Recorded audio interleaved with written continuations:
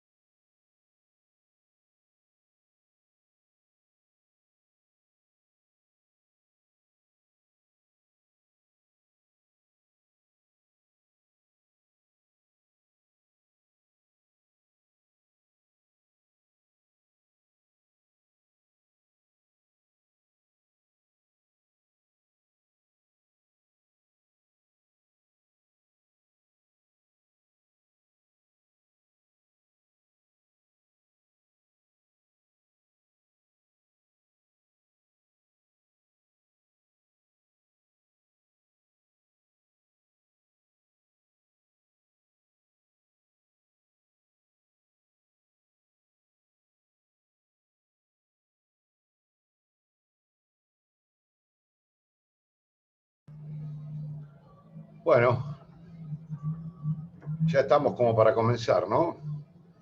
Veo 60. Estamos en línea, podemos comenzar igual. Si alguno después se agrega, está de hospedador la Secretaría Académica, ¿no? ¿Se me escucha bien? Usted es el hospedador, profe. Ah, ¿ya me pasaron? Sí, sí. Bueno, igual no tenemos ni plantilla ni nada por ahora, porque esto que tenemos que ver creo que no lo amerita. Es decir, estamos viendo el capítulo primero del título 7, los incendios y otros estragos, que por ahí es un tema que no es de práctica habitual, pero me parece muy importante desde el punto de vista del análisis de cada uno de los tipos penales para ver qué elementos tienen, cómo funciona, etcétera, etcétera. Pero antes que nada, quería comentarles una cosa que tiene que ver con los casos prácticos. De acuerdo a lo que ustedes habían comentado la otra vez, estamos trabajando con un poco más de casos prácticos. El cronograma creo que la doctora Castro lo publicó por esta semana.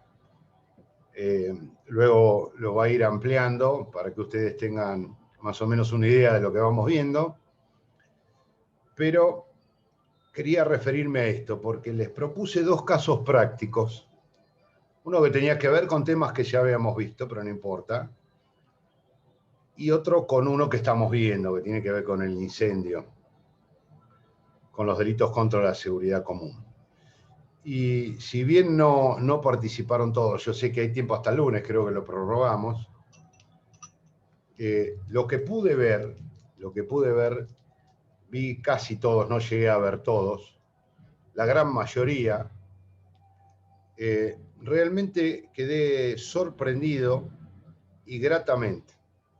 Así que los tengo que felicitar porque realmente lo han trabajado muy, pero muy bien.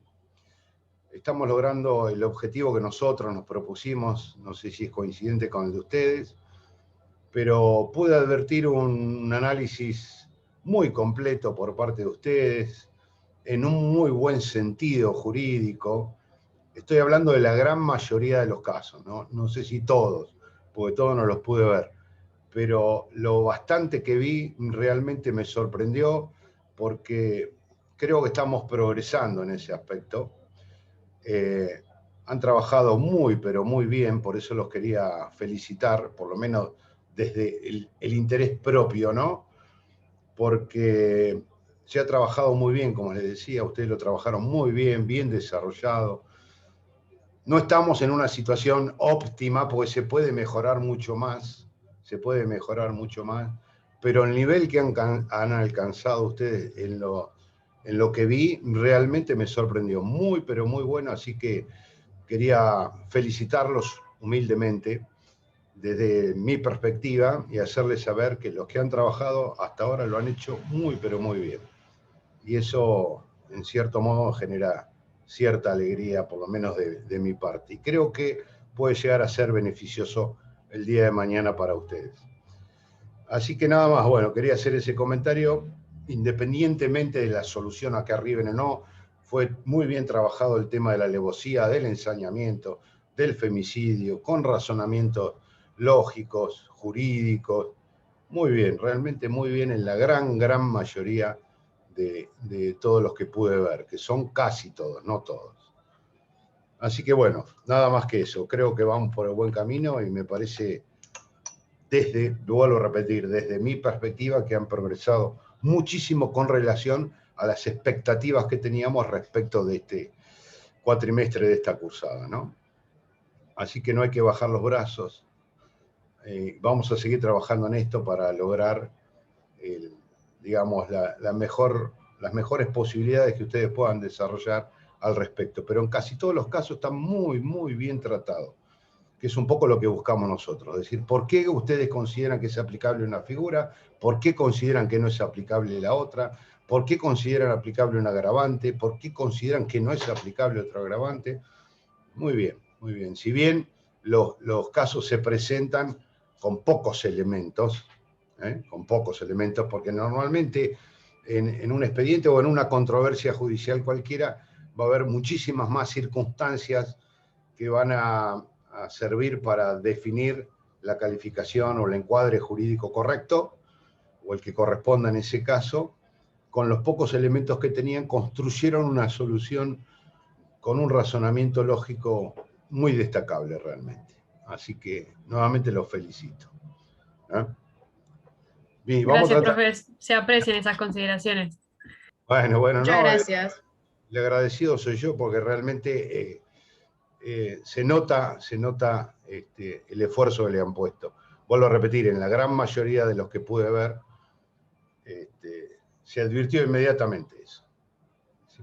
Realmente trabajaron muy bien.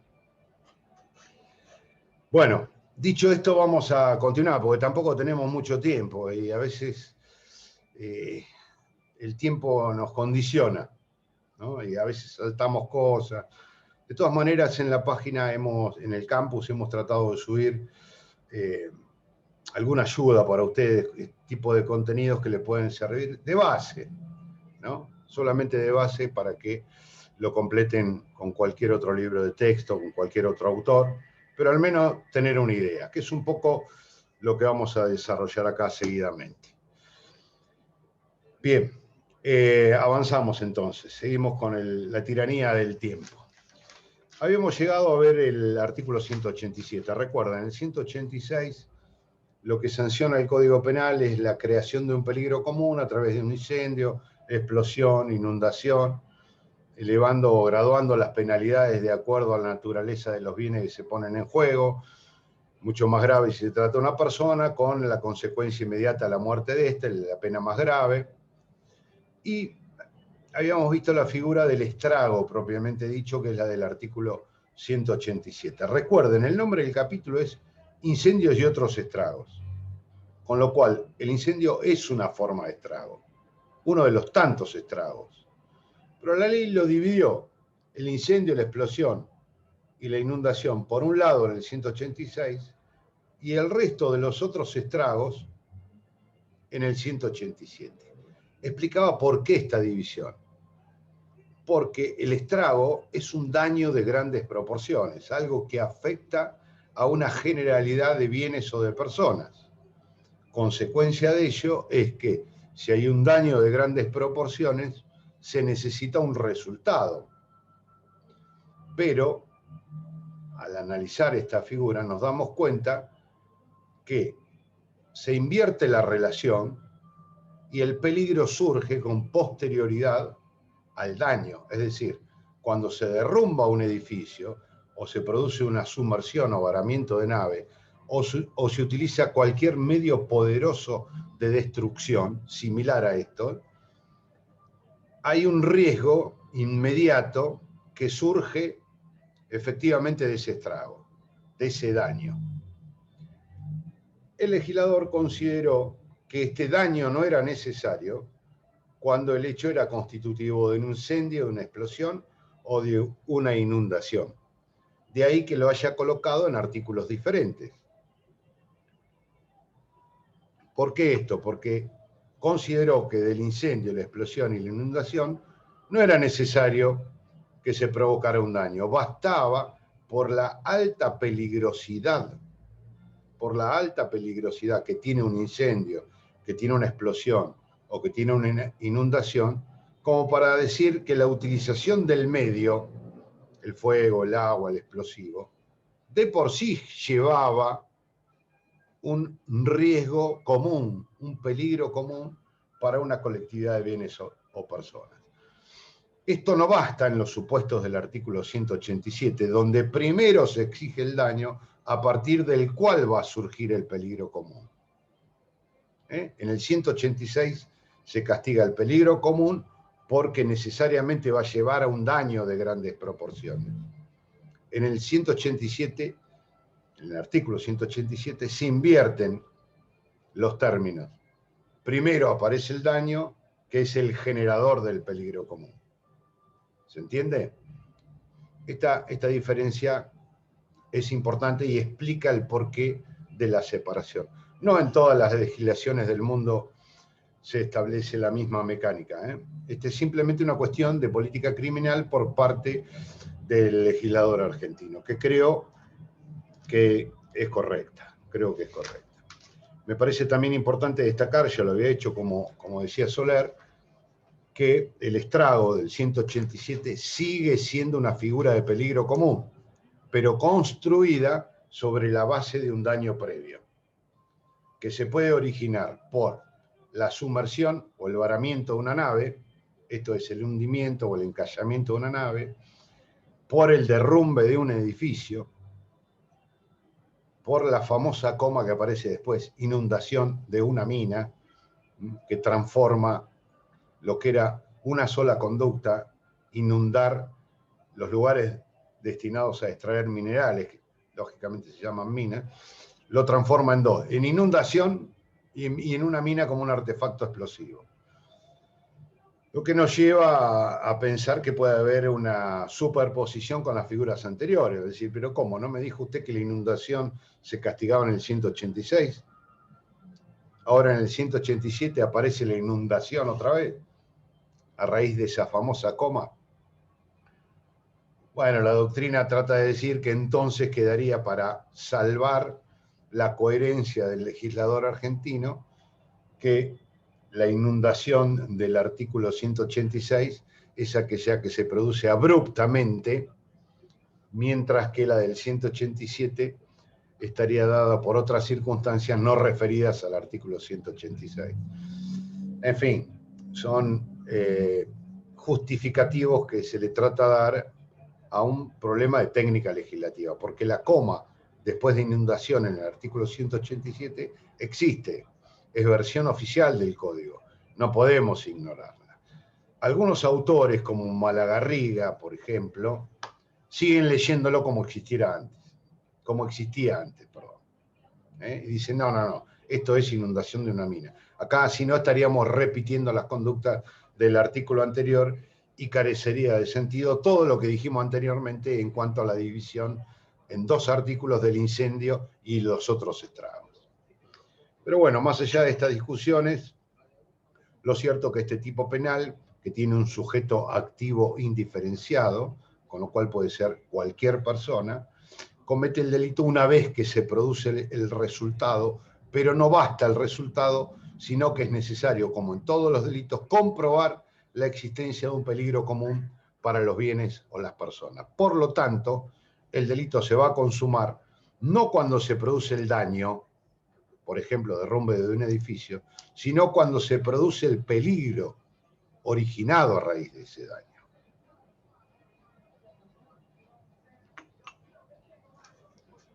Bien. Voy rápidamente, cualquier cosa ustedes me paran y si quieren hacer un comentario o preguntar algo, ningún problema. En el artículo 188 vamos a ver dos conductas. Hasta ahora tenemos que el Código Penal castiga un incendio, la explosión, inundación, en el 186 con todas las particularidades de los agravantes. En el artículo 187 los estragos. Y en el artículo 188 dos figuras delictivas que no constituyen estrago.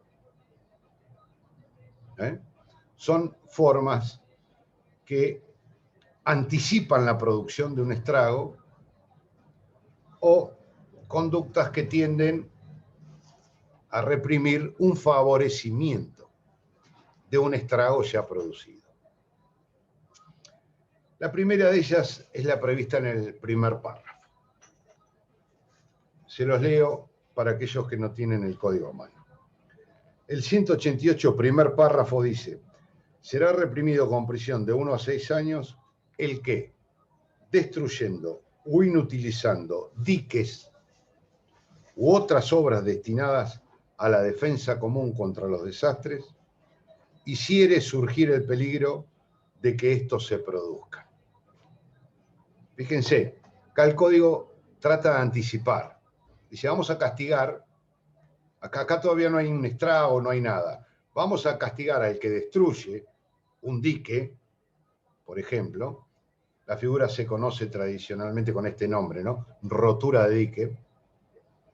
¿Por qué? Porque lógicamente si destruye a alguien, destruye un dique o lo inutiliza, como el dique contiene las aguas, puede surgir un riesgo de una inundación. Entonces vamos a anticiparnos al estrago. Vamos a castigar una conducta previa a un posible estrago. En este caso, protegiendo las defensas, diques u otras obras destinadas a la defensa común contra estos desastres. Embalses, barricadas, en fin, lo que fuera, mientras se trate de una obra destinada a prevenir este tipo de desastres. Claro, lógicamente, si alguien rompe un dique, lógicamente se va a producir una inundación, que es un estrago. Lo que se castiga es la conducta previa al estrago. ¿Se entiende? Esta es la idea del legislador. Por eso la penalidad es baja. Ahora, vamos a ver cómo está redactada la figura. ¿Cuál es la acción típica acá? ¿Alguien me puede decir cuál es la acción típica? ¿Se los leo de vuelta? ¿Destruir o inutilizar? Bien. Lo más lógico sería eso, ¿no? Hacer surgir el peligro es. Claro. ¿Cómo nos damos cuenta de que... Hiciere. ¿eh? Porque dice hiciere. Entonces es la acción que debe realizar. Correcto. Es decir, imaginemos que no en este tipo penal, en cualquier otro. ¿Cómo nos damos cuenta? ¿Cómo descubrimos la acción típica? Porque se emplea en el Código Penal un verbo en infinitivo, en tercera persona del singular, ¿no? El que matare, el que se apoderare. Así identificamos la acción. Destruyendo e inutilizando serían los medios comisivos, ¿no? Exactamente. Muy bien. Cosa que nos genera entonces alguna, tal vez contradicción o por lo menos duda al respecto. Pero lo que no tenemos duda es que las acciones en cualquier tipo penal están expresadas de un mismo modo y eso debería ser moneda corriente y constante en todos los tipos penales. ¿Por qué en este debería ser diferente? Con lo cual tenemos que identificar la acción en el hiciere surgir el peligro. Porque así está expresado el verbo, hacer surgir el peligro. Destruyendo o inutilizando, en lo lingüístico, son gerundios. Y esos gerundios nos dan la idea de que estos son los medios comisivos. Es decir, cambiamos el orden nuevamente aquí, pero por una cuestión de técnica legislativa, y decimos que entonces la acción es hacer surgir el peligro. ¿Cómo? Destruyendo o inutilizando diques. Lo correcto sería, a mi modo de ver, como estaba redactado anteriormente, que decía, el que destruyere o inutilizare diques u otras obras, haciendo surgir el peligro de que esto se produzca. Que es el verdadero sentido de la protección. Ahora, claro, ¿es importante esto? Yo creo que sí, salvar la diferencia. ¿Por qué? Porque si la acción es hacer surgir el peligro, quiere decir que volitivamente, subjetivamente, el autor debe obrar en ese sentido, en hacer surgir el peligro. No tanto en destruir, o mejor dicho, en destruyendo, pero con la idea de hacer surgir el peligro.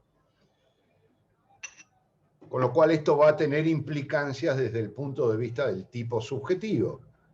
El dolo del autor va a tener que abarcar necesariamente la idea de hacer surgir el peligro. Lo que le hace preguntar a algunos autores, ¿cómo puede ser que alguien dirija su conducta solo a hacer surgir un peligro? Es muy difícil que alguien diga, che, vamos a actuar de modo tal que genere un peligro para otros. Normalmente la orientación de la conducta va a estar dirigida al objeto. Si vamos a destruir un dique, si surge el peligro o no, es otra cosa.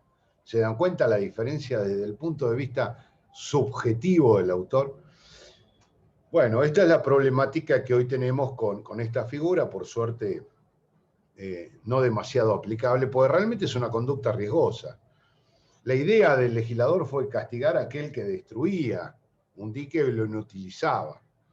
Fíjense, de esa manera hacía surgir un peligro. Lógicamente que tenía que estar en la subjetividad del autor, pero permitía quizás un aspecto volitivo un poco más débil o no tan fuerte como la idea de que el autor debe obrar en ese sentido, ¿no?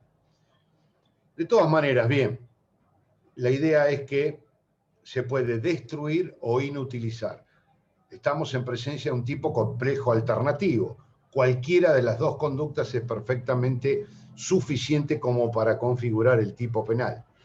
Se destruye en la medida que se ataca la materialidad del dique. Yo hablo del dique, pero también se replica en cualquier obra destinada a la defensa común, ¿no? Cuando se ataca la estructura material de una obra de esta naturaleza. Y por otro lado se habla de inutilización cuando Lo que se afecta es el funcionamiento,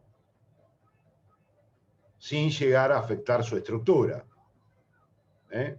Por ejemplo, inutilizando las tuberías, los caños, cortando la luz para el funcionamiento, en el caso que fuera eléctrico, de algún sistema de riego o de control mismo del dique o de cualquier obra destinada a la defensa común. Lo importante es que el legislador quiere abarcar ambas conductas, tanto la rotura material como la inutilización funcional de esta obra. Ahora bien. Profesor. Sí. Buenas tardes, le quiero hacer una consulta. Sí, cómo no. Si se logra destruir o inutilizar algún dique o construcción, ¿no?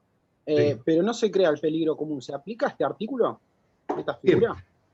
A eso iba un poco. La acción, si nosotros consideramos que la acción típica, igual, aunque no fuera considerada así, pero así debe ser, es hacer surgir el peligro, el delito no está perfeccionado. No está configurado plenamente. Recuerden, en todos los delitos contra la seguridad pública, el peligro común es constitutivo de la figura. Sin peligro común no hay delito. Por lo tanto, respondiendo a tu pregunta, no, hasta que no esté el peligro surgido, no hay delito. El tema tuyo nos lleva a plantear, entonces, ¿quedó en tentativa? Esa es la pregunta. Pero doctor, dice, hiciere surgir el peligro de que estos se produzcan, o sea, de que se produzca el peligro común, por ejemplo, la inundación.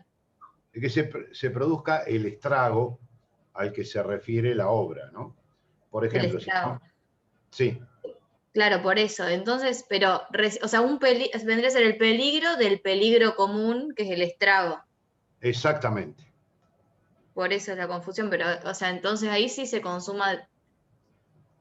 Cuando se produce el peligro de que se produzca una inundación.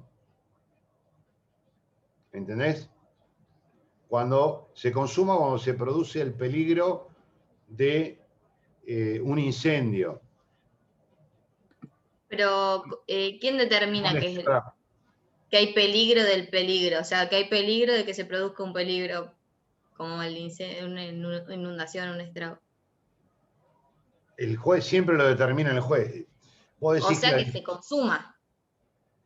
Se consuma el delito cuando se produce el peligro que se provoque un estrago. Es decir, lo que está diciendo el legislador en esto es, no cualquier destrucción o inutilización de un dique es constitutivo de este delito, sino cuando estuvo a punto de ocurrir un estrago, por ejemplo, una inundación. Si yo voy con un martillo, y acá vamos al tema de la tentativa, voy con un martillo a romper el dique San Roque en Córdoba, en Carlos Paz, y me detienen en la base, pegándole martillazo al dique, y me dicen, ¿usted qué está haciendo? No, estoy tratando de crear un peligro de que se produzca una inundación. A decir, mire, váyase a su casa. Cometí este delito de ninguna manera. Ahora, si trabé las compuertas del dique, el dique empezó a subir de nivel a punto tal de desbordar, estuvo a punto de desbordarse, hice surgir el peligro de una inundación que lleva, lógicamente, por su propia naturaleza, un peligro común para toda la población de Carlos Paz. ¿Se entiende? Entonces, en esta segunda hipótesis, podríamos decir, el delito está consumado. ¿Por qué? Porque usted trabó las compuertas, el agua llegó hasta el borde, estuvo a punto de desbordarse y ahí se generó un peligro de inundación. Entonces, tu pregunta tiene que ver en realidad con todos los delitos en donde, como todo delito de peligro, debe acreditarse, de peligro concreto, debe acreditarse que ese peligro fue efectivamente corrido, pero que quedó en peligro, no en lesión. Ahora, es una cuestión de apreciación de los tribunales determinar el momento y la naturaleza misma de ese peligro. Porque acá, ¿qué puede pasar? En el ejemplo que te di, que se me ocurrió ahora, que alguien diga, no, mire, el agua llegó, faltaban 2 metros todavía para que desborde el dique. Normalmente está a 150 metros, pero faltaban 2, todavía el peligro no había sido corrido. Y que otro te pueda decir, no, mire, estando a 2 metros, lógicamente el peligro existió.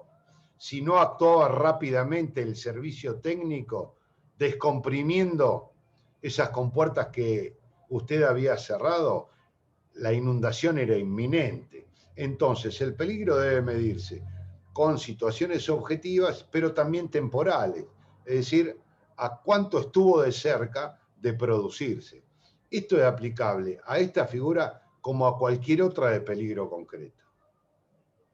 Ya vamos a ver, y ustedes me van a decir, pero ¿cómo? No hay una solución definitiva. Ya que me lo trataste ahora, vamos a adelantar un poco, porque todos estos delitos tienen todos más o menos las mismas características. Con lo cual ahora voy a adelantarme un poco y vuelvo sobre el tema. Sí, ¿qué me preguntaba Facundo? Facundo, ¿estás ahí? ¿Se fue? ¿No era Facundo? Sí, capaz se le fue el internet.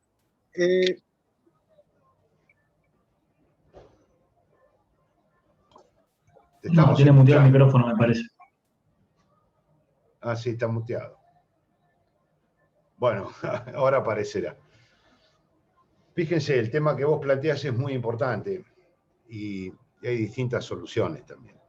Vamos a avanzar 2 artículos para que pueda verse, creo, con mejor claridad, por lo menos lo que les quiero marcar. Vamos al artículo 190, al capítulo 2. Si no lo tienen, se lo leo. Artículo 190. Será reprimido con prisión de 2 a 8 años el que a sabiendas ejecutare cualquier acto que ponga en peligro la seguridad de una nave, construcción flotante o aeronave. O sea, ¿qué es lo que se castiga acá? Poner en riesgo, poner en peligro la seguridad aérea y naval. La terrestre no. Está en el artículo siguiente referido a los ferrocarriles. En este artículo 190 lo que se castiga está dentro del capítulo de delitos contra la seguridad del tránsito, los medios de transporte y de comunicación, es la puesta en peligro efectiva de la seguridad de una nave, aeronave o construcción flotante. A sabiendas, el hecho puede ser cometido desde cualquier manera, de cualquier modo, porque dice ejecutar cualquier acto que ponga en peligro la seguridad de una nave, aeronave de construcción flotante. ¿Qué exige el tipo penal? Exige que la puesta en peligro haya ocurrido, que se haya puesto en peligro la seguridad, vamos a suponer un ejemplo cualquiera, de una aeronave. Ustedes se pueden imaginar una situación de peligro dentro de una aeronave, ¿no? Cualquiera fuera la hipótesis. Como el delito puede ejecutarse cometerse de cualquier manera, de cualquier modo, el autor puede obrar obturando las vías de navegación aérea o naval, trabajando sobre la estructura del avión, cortando cables de electricidad de la turbina, afectando su funcionamiento. Puede hacerlo incluso sobre la persona de quien conduce o gobierna la nave o aeronave, coaccionándolo, hiriéndolo, desplazándolo. Puede hacerse sobre los sistemas de comunicación, cortar el sistema de comunicación, pero siempre y cuando, como requisito, que se haya puesto en peligro la seguridad de la navegación, naval o aérea. Bien, vamos a poner un ejemplo. El piloto y copiloto de una aeronave que sale de acá, del aeropuerto de Buenos Aires hasta Rosario,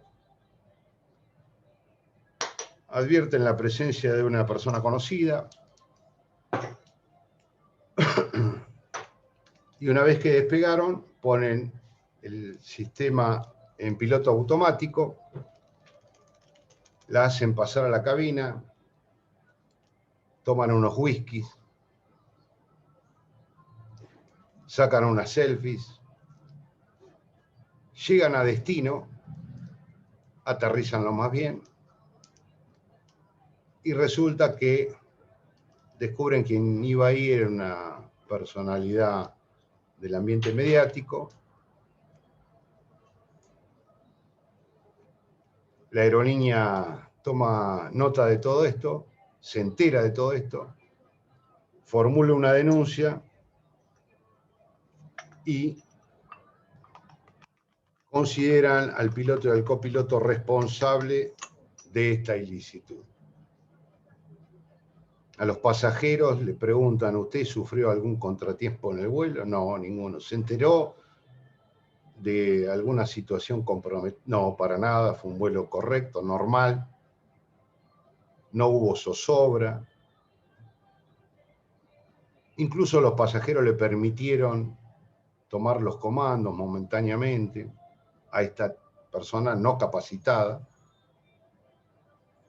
Bueno, ¿qué dirían ustedes? ¿Está dado el delito o no? Depende. Hubo... Yo creo que, por ejemplo, si hubiese pasado alguna circunstancia de que ellos, hubiese sido necesario que ellos maniobren la nave, por ejemplo, que ahí saquen el piloto automático y tengan que maniobrarla manualmente porque, por ejemplo, hay una situación de turbulencia o algo por el estilo. Y ellos no se encuentran... Bueno, pero si sucede eso y ellos no se encuentran en condiciones de maniobrarlo porque, por ejemplo, tomaron alcohol o porque estaban distraídos, ahí yo creo que sí. Pero si eso no se dio, es difícil, porque tiene que haberse dado esa situación de peligro, como usted dijo. ¿Alguna otra idea? Para mí sí, pero si se demuestra en el estado que estaban, porque la puesta en peligro estaba, porque el peligro en una nave, en un avión, por ejemplo, aeronave, es constante, entonces hay alguien que tiene que estar atento o para tomar el control en cualquier tipo de situación. Entonces la puesta en peligro está porque no serían capaces de reaccionar. ¿Pero se corrió un peligro o es una posibilidad de que haya ocurrido? No, Tenemos el peligro concreto y el peligro abstracto. Claro. En el peligro abstracto es un peligro potencial. Piloto y copiloto obraron en infracción a las normas de la aeronavegación, sin ninguna duda. Vamos, sin perjuicio de esto, vamos al ejemplo 2. Desde hace un tiempo está prohibido fumar en los aviones. Desde hace un tiempo nomás. Antes se podía, en las últimas filas se podía fumar. Ahora está completamente prohibido, incluso en los sanitarios. Muy bien, sale un avión de Buenos Aires, un sujeto que no aguanta más, se va hasta el baño, prende un cigarrillo, comienzan a sonar las alarmas, lógicamente en la cabina del piloto. Va el copiloto con el comandante de a bordo, el que atiende las cabinas, lo sacan a esta persona del baño y cuando llegan a destino dan parte a las autoridades respectivas. ¿Quiénes? Forman una causa penal contra este sujeto que encendió un cigarrillo en el baño por la comisión de este delito, por haber ejecutado un acto que puso en peligro la seguridad de una aeronave.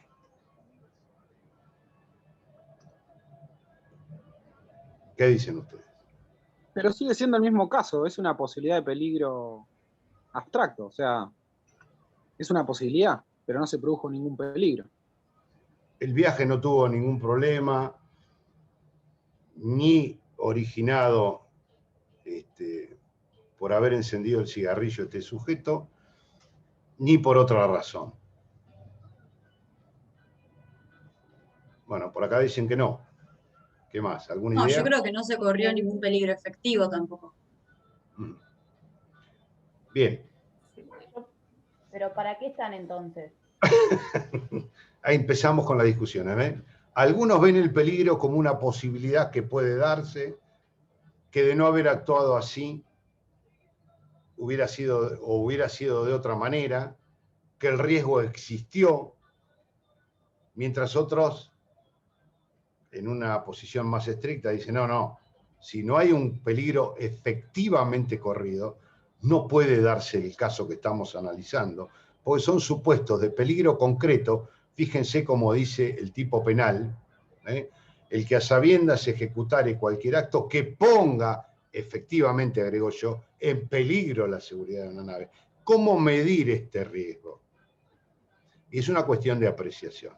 El primer supuesto, en este segundo supuesto, el del cigarrillo, en el blog de la cátedra van a encontrar un artículo escrito por el doctor Aguirre o Barrio en el diario La Ley, si no me equivoco, del año 2010, que se llama, en vez de humo sobre el agua, humo sobre el aire. Léanlo. Por supuesto, se dijo que no había cometido ningún tipo de delito el señor este que había encendido un cigarrillo. El otro supuesto, el primero, no sé ustedes si lo recordarán, se trata del presidente Zipolitakis Viki, en donde la Cámara Federal consideró responsables al piloto y al copiloto por la infracción al artículo 190. Cosa con la que no estoy de acuerdo. Pero fíjense las distintas perspectivas, ¿no? Cómo analizar una figura o no, porque parte de la acreditación, en el caso concreto, si ha habido un riesgo o no. En el caso Zipolitakis no se produjo ningún riesgo para la navegación. Lo único que hubo, como preguntaba, creo que era Marianela o Paloma, no me acuerdo, en definitiva, preguntaban, pero de no haber actuado así, entonces, sino ¿qué es lo que se sanciona? Y esta es la respuesta. No toda infracción a una norma de aeronavegación va a dar lugar a la situación típica que estamos comentando del artículo 190. En cualquier caso, debe necesariamente comprobarse que la seguridad, en este caso de la navegación aérea, corrió un efectivo riesgo. ¿Cómo se comprueba eso? Porque el avión zozobró, porque se puso en riesgo la vida o la integridad física de los pasajeros por la turbulencia, porque se tuvo que desviar de su ruta, porque al momento del aterrizaje la cola del avión se movió para todos lados, pudiendo haber perdido el equilibrio, por circunstancias efectivas que demuestren que estuvo cerca del desastre, no que hubo una posibilidad. ¿Se entiende? Pero son cuestiones de apreciación. Así como el tribunal, la Cámara de Capital entendió, Cámara Federal de Capital entendió que en el caso Zipolitakis hubo un peligro corrido, yo creo que no. Pero lo que pasa, profe, es que en un avión el peligro es constante, como también en un auto. Por eso está prohibido también, por ejemplo, manejar alcoholizado. O sea, el peligro es constante. Entonces, es que cualquier medio que utilices. Vos también tocás un tema, es decir, penalmente no está sancionado el manejar alcoholizado. Está sancionado contravencionalmente. Sí, por eso. O sea, bueno, para mí tendría que estarlo, porque también genera un peligro, porque, bueno, yo lo interpreto así, de que el peligro es constante y cualquiera de estos casos, más que nada, por ejemplo, que conduzca alcoholizado, o en este caso del piloto, aumenta ese peligro. Entonces es como un medio que pone en peligro la seguridad, en este caso, de la aeronave. En el caso de los accidentes viales o del tránsito, estoy completamente de acuerdo con vos. he expresado mi opinión en algunos artículos del blog, donde así lo señalé, no solo alcoholizado, sino también bajo los efectos de estupefacientes o de cualquier otra sustancia que nubla o colisiona con la totalidad del pensamiento, de las facultades intelectivas. De hecho, así lo he expresado, pero no es lo que dice nuestra ley. Hoy no está sancionado eso. Entonces son cuestiones de política criminal. Vamos a atenernos a lo que sí está sancionado. No olvidemos que el derecho penal es limitado, es un conjunto de disposiciones autónomas que está completamente cerrado en sí mismo. Lo punible es poner en peligro efectivo. Hoy, en nuestro Código Penal, si nosotros consideramos, como en mi caso también, que en el supuesto de vehículos debería sancionarse penalmente la conducción en estado de ebriedad o sustancias psicotrópicas, estupefacientes, etcétera, etcétera, es una cuestión de política criminal, pero no es lo que dice hoy la ley. Y hoy la ley no dice eso ni siquiera en el artículo 190. Si quisiéramos que fuera así, hagamos las cosas bien. Entonces yo te propongo un ejercicio intelectual y te digo, por ejemplo, para coincidir con esta opinión, lo que tenemos que hacer es un tipo penal en el artículo 190 que diga lo siguiente: el que a sabiendas ejecute cualquier acto que pueda poner en peligro la seguridad de una nave, aeronave o construcción flotante. Listo, se terminó. ¿Por qué? Porque estoy transformando el tipo penal, en vez de un peligro concreto, en un peligro abstracto. Pero eso es una decisión de carácter legislativo, de política criminal. No es lo que hoy dice la ley. No hay ninguna duda de que hoy la ley exige el peligro efectivo. Yo amplié un poco, me tomé el atrevimiento en el mismo blog ahí alguien lo subió, de comentar el comentario que había hecho Aguirre Obarrio. Incluso lo hablé con él. Tuve el honor y la posibilidad de hablar con él de este tema, con el doctor Aguirre Obarrio, que ustedes lo conocerán por ser, entre otros, coautor de la ley 17.567, junto con Soler y Fontán Balestra. Es decir, se imaginan que yo lo que podría hablar con Aguirre Obarrio tenía que ver más con escuchar que opinar, ¿no? Y él decía, y creo que lo pone en el artículo, que Soler hizo mucho hincapié en esto del peligro concreto. Que si bien lo quiso traspolar con el a sabiendas, no había ninguna duda que tanto Fontán Balestra como Soler y él estaban de acuerdo en que el peligro debía ser efectivo, efectivamente corrido. Y eso lo quisieron dejar bien, bien clarito. Les dije que me tomé el atrevimiento, yo había hecho un artículo, el de él se llama Humo sobre el aire, cuando comenta el caso del que enciende un cigarrillo en el baño de un avión,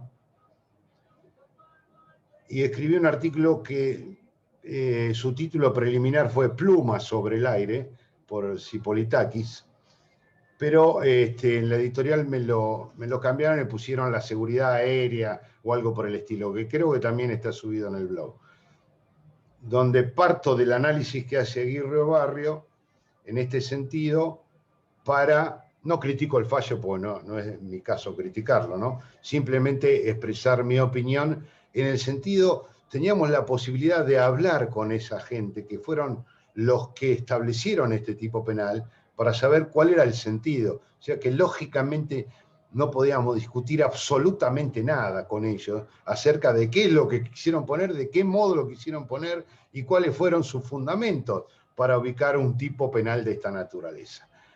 Ahora, si vos me decís, mire, a mí me parece que habría que castigar conductas incluso superiores, modifiquemos el Código Penal y modifiquemos el artículo 190 transformándolo en un delito de peligro abstracto. Podemos estar de acuerdo o no, pero ya vamos a tener elementos suficientes jurídicos como para decir que cualquier conducta que pueda potencialmente poner en peligro va a ser sancionada como un delito. Yo ahí no sé si estoy tan de acuerdo. Creo que el derecho contravencional, por llamarlo de alguna manera, es suficiente. Creo que los pilotos debían ser echados inmediatamente, prohibirles manejar de por vida, sancionarlo civil y administrativamente, pero no aplicarle esta figura penal de ninguna manera, porque el peligro en estos casos debe ser efectivamente acreditado. Ahora bien, la Cámara Federal consideró que el peligro estaba acreditado. Yo creo que no, pero ahí es donde entramos a discutir las circunstancias fácticas. Y eso lo determina un tribunal de acuerdo a esas circunstancias, ¿no? Que es muy difícil, yo sé que es difícil, y no hay una solución única para este tipo de cosas.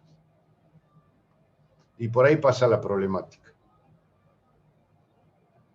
¿Algo más querías decir? No. No, en cuanto a esto me quedó claro, o sea, también entiendo que el derecho penal tiene mucho de eso que se discute y más con el paso del tiempo también se entra en juego lo que debería ser o lo que creemos que debería ser con lo que realmente es, entonces es más difícil también interpretar la letra de la ley.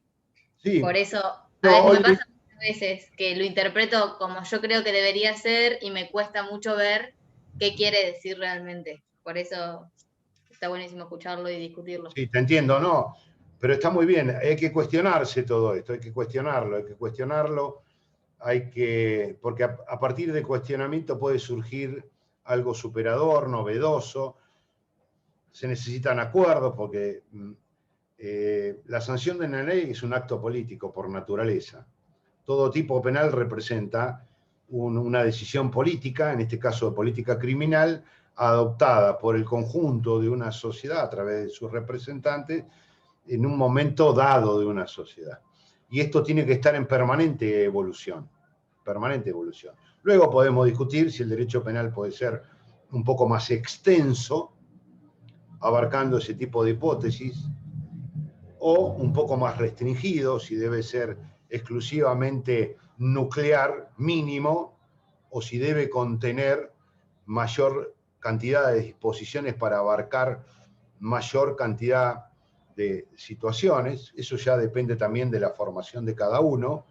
Hoy, fíjense que la dogmática va por un lado, la dogmática va más para el lado del derecho penal nuclear. La dogmática en general también va por la eliminación de los delitos de peligro abstracto. Incluso hasta en nuestra Corte Suprema hay un voto del doctor Lorenzetti cuestionando muchísimo estos delitos de peligro abstracto en el precedente Arriola, que tiene que ver con la tenencia de estupefacientes para consumo personal. Si ustedes ven el voto del doctor Lorenzetti, cuestiona tremendamente la inclusión de delitos de peligro abstracto en un código penal. Y por otro lado tenemos los sistemas jurídicos, la legislación, que en vez de reducir los tipos penales cada vez lo va ampliando más, va creando nuevos bienes jurídicos, como el caso del medio ambiente, que en cualquier momento se va a incorporar a nuestro código penal también. Y bueno, hay tantos otros que pueden surgir, como los delitos de lesa humanidad, que están previstos en disposiciones legales que no forman parte del Código Penal, salvo algunos casos. Delitos que tienen que ver con el patrimonio arquitectónico, cultural o científico. Entonces, la legislación va por una inflación y a veces una hiperinflación delictiva, mientras que la dogmática propone un derecho penal nuclear. ¿Quiénes estamos más cerca de esta posición del derecho penal mínimo? Consideramos que hay muchísimas cuestiones que pueden ser abordadas por la gigantesca estructura administrativa que tiene el Estado y sancionar administrativamente sin que sea necesario recurrir al derecho penal para solucionar todos los conflictos habidos y por haber. Porque hoy, cuando hay un conflicto social, lo primero que toma a mano el legislador es el derecho penal, cuando quizás sus raíces, su problemática subyacente dentro de la sociedad pueda ser encarrilada por otros procedimientos administrativos para los cuales el Estado tiene recursos suficientes y herramientas suficientes como para atenderlas, ¿no? Fíjense que hasta, me atrevo a decir esto que se está dando ahora en materia de restricciones con motivo de la pandemia ha girado en torno a eso. Ustedes saben que hay un decreto de necesidad de urgencia desde el año pasado, que se fue prorrogando, modificando, que tiene que ver con el aislamiento preventivo, aislamiento social preventivo obligatorio, llamado ASPO, por sus siglas, que amenaza, lógicamente, con la pena del artículo 205, que castiga a quien violare las medidas adoptadas por la autoridad competente para la introducción o la propagación de una epidemia, ¿no? Es decir, un decreto de necesidad y urgencia que castiga con pena privativa de libertad a todo aquel que viole las restricciones impuestas. Quien no observa el cumplimiento obligatorio de estas medidas comete un delito del artículo 205. No sé si ustedes están más o menos al tanto de lo que va pasando en líneas generales. Bueno, sí, porque los medios... Doctor, disculpe, ahora no arranca el juicio de este muchacho que vino de Córdoba a visitar a la novia. Sí. Creo que es justamente por ese artículo por lo que se le está imputando. No, tiene una particularidad, ahora vamos con esto, pero quería señalar antes cómo se va modificando, porque luego los DNU sucesivos fueron cambiándose a punto tal que dejaron a las jurisdicciones locales la facultad de aplicar multas de hasta 3 millones, 7 millones, no sé cuánto es. Es decir, recurrieron al derecho administrativo sancionador y no tanto a la formación de causas penales por este tipo de casos. Por infracción al artículo 205 del Código Penal. Si lo tienen a mano, fíjense que castiga con una pena relativamente baja, creo que no supera los 6 años, al que violare las medidas adoptadas por la autoridad competente para impedir la introducción o propagación de una epidemia. De 6 meses a 2 años. De 6 meses a 2 años, perdón, una pena baja. Pero paralelamente, con motivo de lo que comentaba Ezequiel, en el caso de este muchacho creo que es diferente, porque ahí tenemos otra figura penal que tiene que ver con la propagación de enfermedad peligrosa y contagiosa. Este está 3 artículos atrás. En el artículo 202, fíjense, se castiga una pena de 3 a 15 años de prisión al que propagare una enfermedad peligrosa y contagiosa para las personas. La imputación es más grave. La imputación está hablando ahí de una propagación de una enfermedad, en este caso el COVID, que no es tanto la enfermedad, pero el germen de la enfermedad, que es peligrosa, lógicamente, porque genera un peligro para la vida o la salud de las personas, y porque se transmite, es contagiosa, se transmite de persona a persona. Y en este caso creo, no estoy muy al tanto de todo esto, creo que este sujeto sube a un avión en Miami, sabiéndose afectado de COVID, creo que modifica o falsifica una declaración o se consigue un certificado que decía que no lo tenía, sube al avión y una semana después hay 4 personas en el avión afectadas por COVID. O sea, en cierto modo propagó. Luego vamos a ver si fue dolosamente, que es la figura que estamos analizando, de 3 a 15 años de prisión, porque es un delito doloso, o si es aplicable el artículo siguiente, el 203, que es la modalidad culposa, ¿sí? Con una pena de multa si no se produce enfermedad o muerte, o con una multa si se producen estas consecuencias, ¿no? Sería una modalidad culposa agravada hasta ahora por la enfermedad de alguien, con una pena de hasta 5 años. En el supuesto que estamos analizando, así en abstracto y sin conocer detalles, la maniobra previa de conocer la positividad de la enfermedad, la modificación de esta declaración jurada o el certificado médico, no lo sé, y el hecho de subirse precisamente a un avión o un lugar cerrado, la representación de la transmisión de la enfermedad y el desinterés mostrado por este muchacho daría la sensación de que el hecho habría que encuadrarlo en el 202 como una modalidad dolosa con dolo eventual, pero ya con una penalidad mucho más grave a la simple violación de las medidas adoptadas por la autoridad competente, es decir, al ASPO, donde no requiere que nadie se haya contagiado, que nadie se haya afectado y que consagra un delito de peligro abstracto. El solo hecho de no respetar la medida implica la comisión del artículo 205. Pero quería señalar cómo se ha ido modificando, donde el mismo Poder Ejecutivo se da cuenta de que el sistema penal no puede afrontar todo esto. En Mar del Plata nomás, el año pasado se labraron más de 20.000 actas por infracción al ASPO, lo que implicaría la realización de 20.000 juicios solamente por esta ilicitud. Entonces el último DNU permite a las jurisdicciones locales aplicar el derecho penal, el derecho administrativo sancionador y no el derecho penal. Entonces creo, volviendo al tema, si profesor, que después lo ampliaremos. Sí.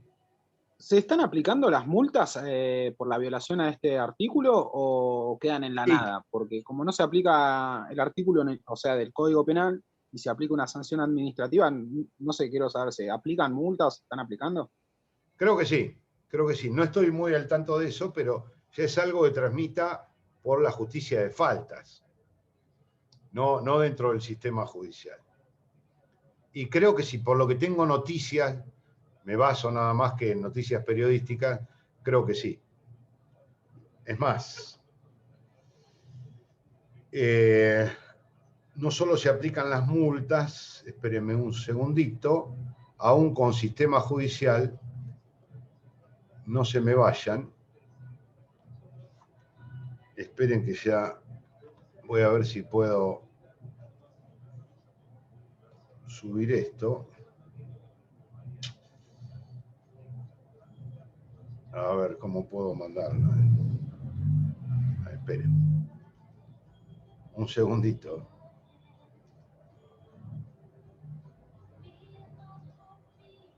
Acá estoy.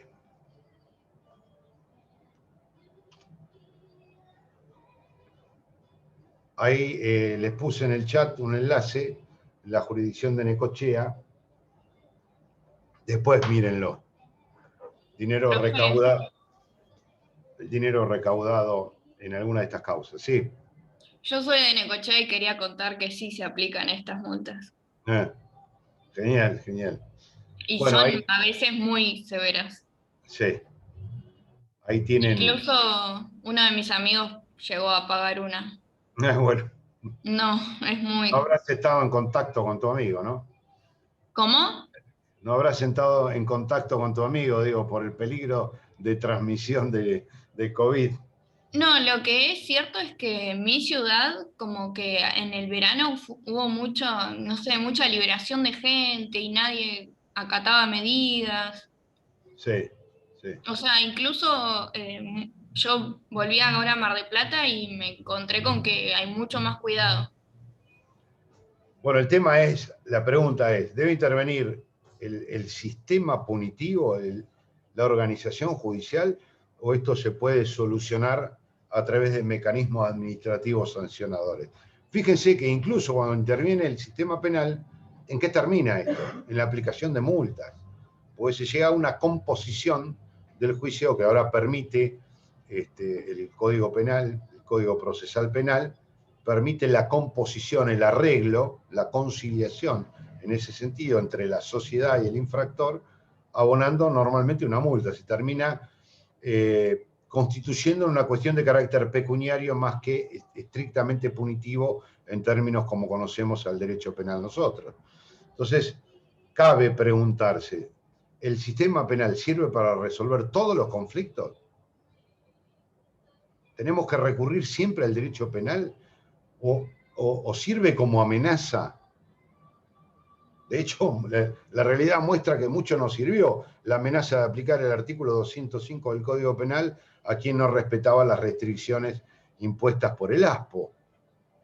No sirvió demasiado, lo vemos permanentemente en las noticias todo momento. Pero bueno, me fui un poco de tema. Eso tenía que ver con la discusión de cómo diagramar los tipos penales de acuerdo a lo que nosotros consideramos como una correcta política legislativa, también de acuerdo a nuestros propios intereses y a nuestro modo de concebir el derecho penal, ¿no?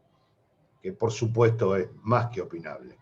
Pero quería remarcar esto, que la doctrina va por un lado, la dogmática va por el lado de restringir al mínimo la intervención punitiva estatal, mientras que, paradójicamente, no es solamente en Argentina, todos los sistemas legislativos penales del mundo en general tienen una hiperinflación de delitos. Si analizáramos otros códigos penales, algunos son realmente, yo les diría, inentendibles, tan detallados, tan casuísticos, que se termina recurriendo al derecho penal para solucionar todos los problemas. Y me parece que esto va a llevar necesariamente a una revisión. Por eso está muy bueno controvertirlo, pensarlo, discutirlo. Canadi tiene la razón, es simplemente decisión, es una decisión de carácter político en un momento determinado, de una sociedad determinada, ¿no? Pero creo que la realidad demostró que es mejor operar en determinada clase de hechos delictivos con el derecho administrativo sancionador que con el derecho penal. Bien. Sí, bueno, lo que están poniendo acá Marianela, Sofía, concuerdo, sí, concuerdo. Pero bueno, es verdad lo que decía Josefina también. Hoy tenemos que analizar lo que es, no lo que debería ser. Eso también lo podemos dejar para otro lugar, para discutir políticas legislativas, que es muy interesante, cuestiones de política criminal. Pero hoy tenemos que analizar lo que es. Y si el código exige peligro concreto, tenemos que fundar una sentencia de un delito consumado con la efectiva aparición de un peligro concreto. Es decir, un peligro efectivamente corrido. No la mera posibilidad, sino que el peligro efectivamente haya sido corrido por el bien jurídico tutelado.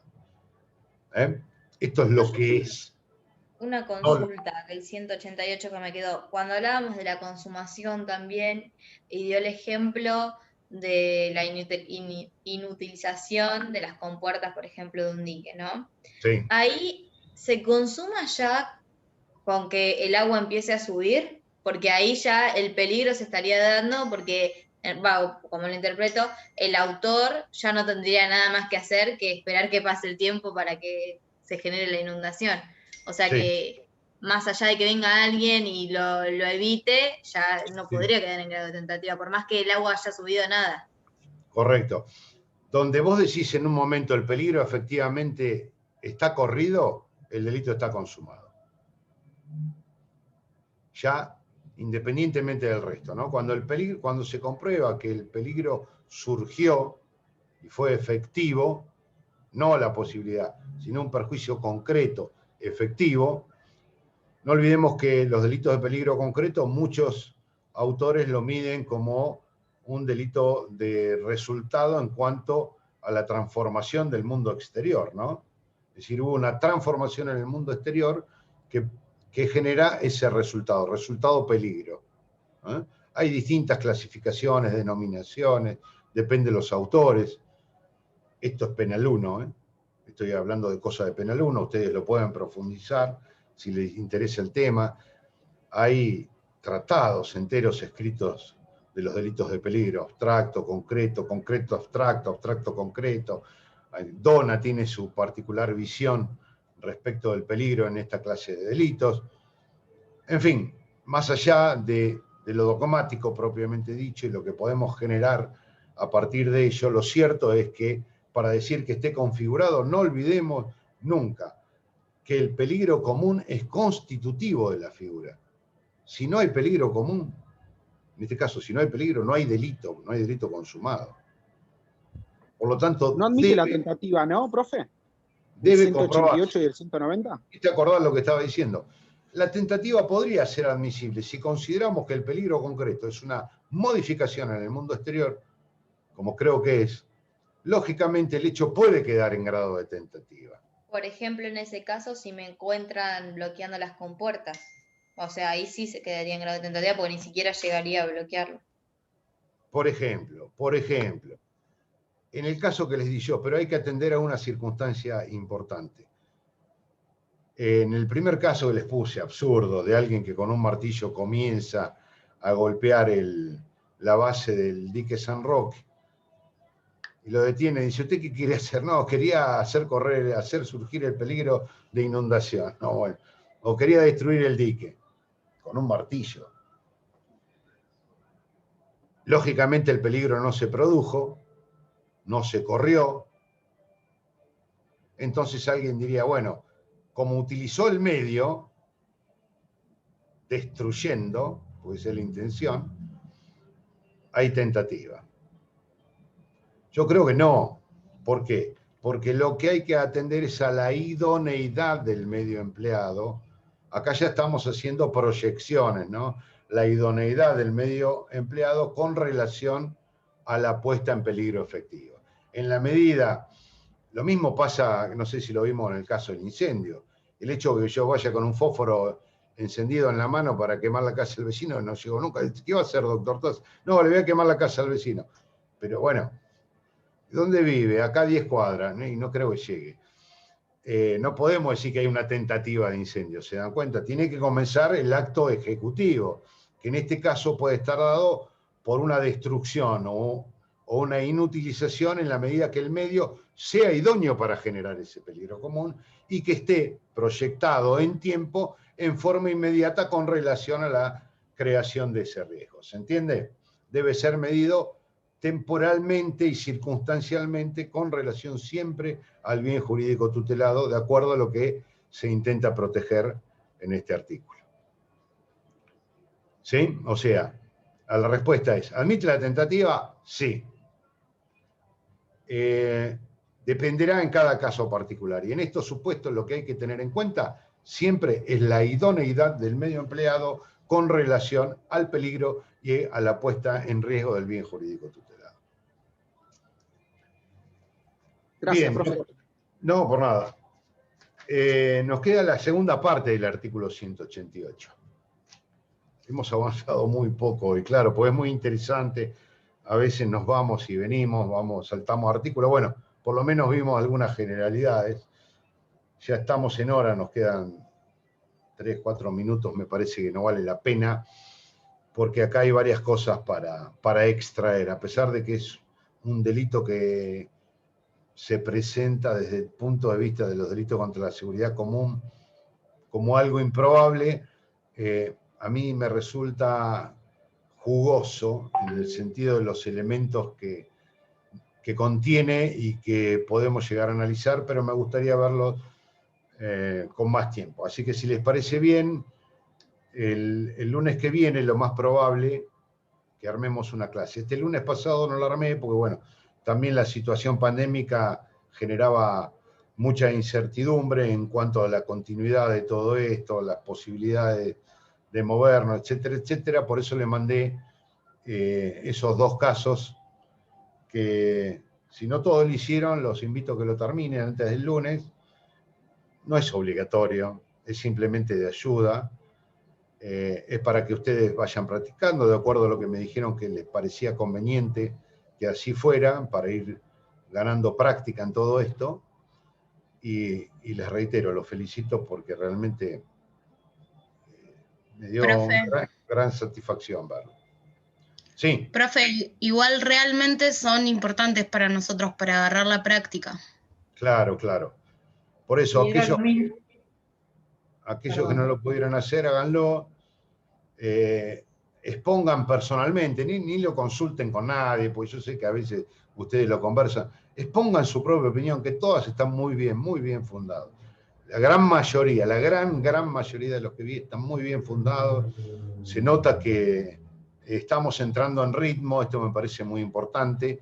Y aun cuando no coincidamos, aun cuando tengamos visiones diferentes, me parece que es muy importante destacar lo bien que han trabajado, en la medida que salga personalmente de ustedes, porque esto va a servir para el día de mañana y creo, insisto nuevamente, en que les va a ser de utilidad no solo en derecho penal, por más que después ustedes no vean más derecho penal, sino para resolver cualquier conflicto jurídico que se les presente como profesional libre, como integrante de un órgano judicial, administrativo o cualquiera sea la actividad que tengan vinculada al derecho en general, ¿no? Así que los que no puedan, lo que puedan y lo que no lo hicieron, inténtenlo porque es muy bueno. Y si podemos, continuamos. No tenemos mucho tiempo, eso sí que a mí me preocupa porque estos cuatrimestres son muy cortos en general, como para desarrollar toda la materia del modo que quisiéramos. Pero bueno, vamos a tratar de darle el máximo provecho.